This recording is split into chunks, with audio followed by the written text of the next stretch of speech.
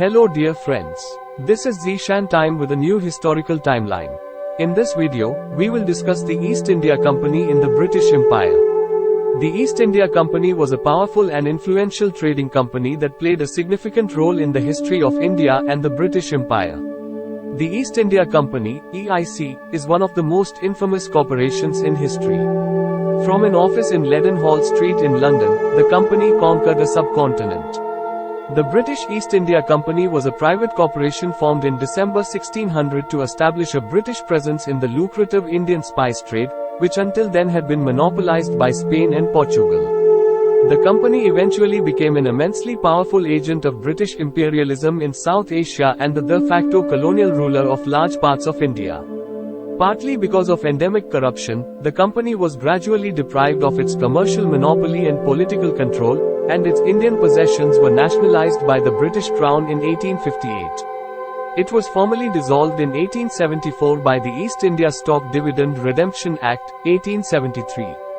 Here are some of the dark and controversial aspects of the East India Company during the British Empire.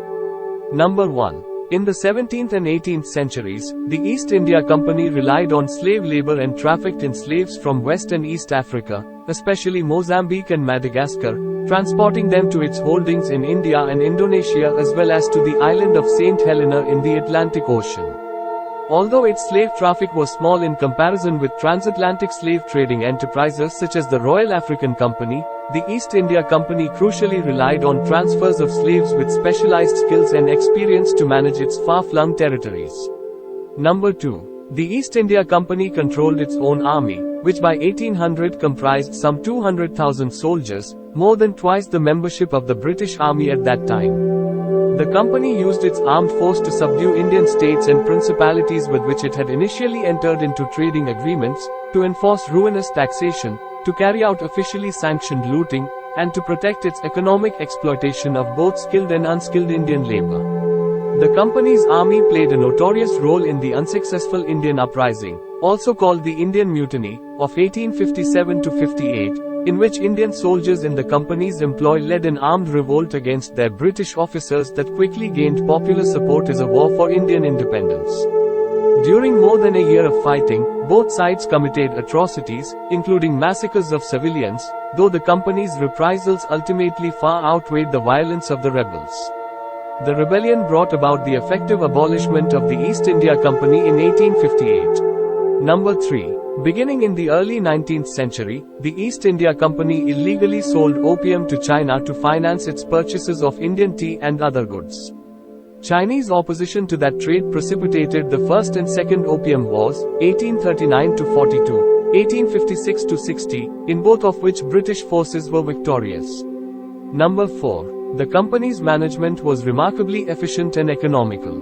During its first 20 years, the East India Company was run from the home of its governor, Sir Thomas Smythe, and had a permanent staff of only 6.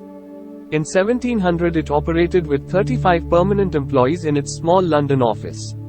In 1785 it controlled a vast empire of millions of people with a permanent London staff of 159. Number 5. Following several years of misrule in a massive famine, 1770, in Bengal, where the company had installed a puppet regime in 1757, the company's land revenues fell precipitously, forcing it to appeal, 1772, for an emergency loan of £1 million to avoid bankruptcy.